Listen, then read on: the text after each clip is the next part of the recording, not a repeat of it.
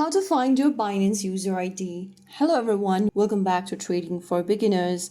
If you are using Binance and need to find your user ID, first of all, open the Binance application on your device and sign into your account. Once you're signed in, from the home page of Binance, go to the upper left corner and tap on the three horizontal menu button.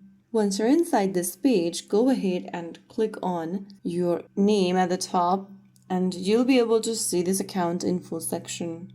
Your user ID will be displayed at the very top over here. As you can see it, a long string of numbers. That will be your Binance user ID.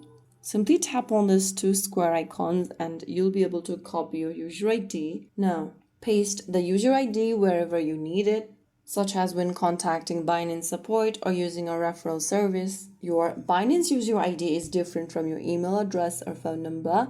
It's safe to share your user ID when requested by Binance Support, but never share your password, verification codes, or recovery phrases with anyone.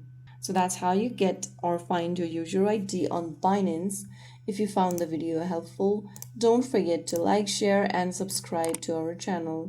I will be back again in the next video. Thank you for watching.